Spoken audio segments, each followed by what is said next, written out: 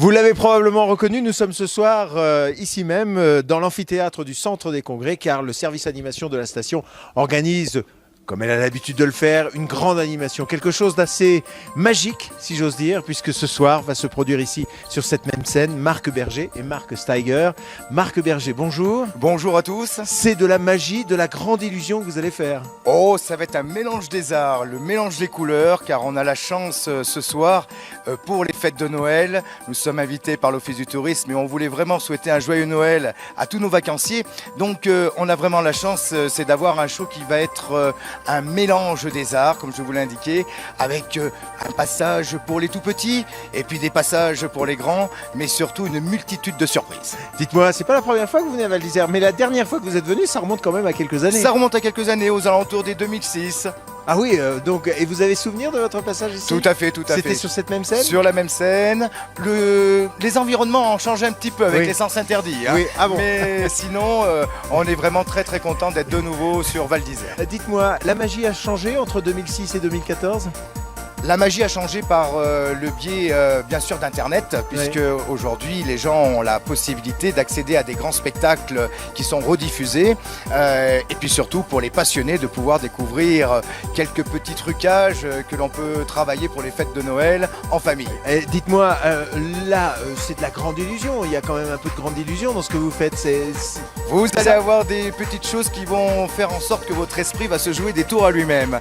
Et là oui, on tombe dans la grande illusion. Justement, dans la grande illusion, chaque magicien a son propre truc.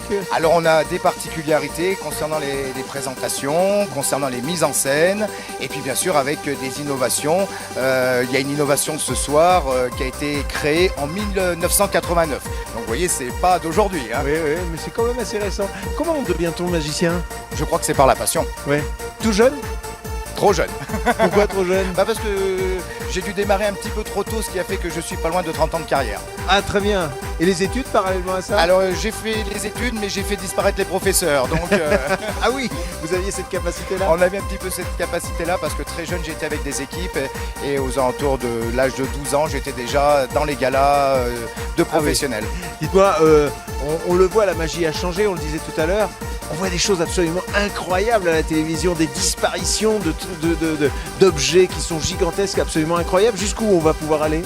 Eh bien, jusqu'où David, qui est le responsable de l'animation de Val d'Isère, nous permettra, puisqu'il y a possibilité aussi de faire disparaître des ratraques. Donc ça sera peut-être à voir pour les prochaines années. Vous seriez capable de faire disparaître Il y a des possibilités.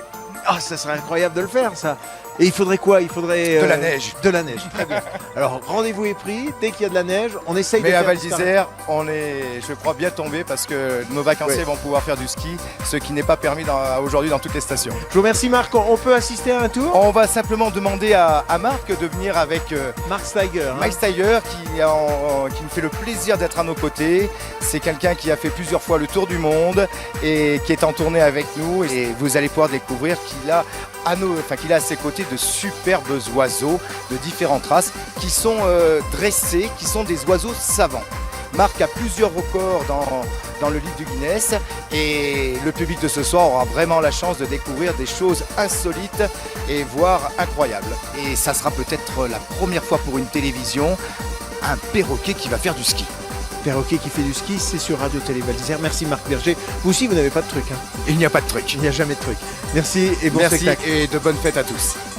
Qui va faire du ski et je pense que c'est peut-être pas mal pour une station de ski. Alors le perroquet il prend le téléski, il monte, il tourne en haut et on redescend. Voilà, on remonte, il remonte et il ne doit surtout pas croiser les skis, c'est ça le problème, vous voyez, et il redescend. Bien, bien. On fait ça encore une fois.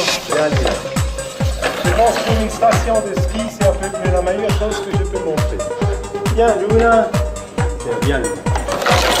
Très bien. Très très bien. Merci beaucoup.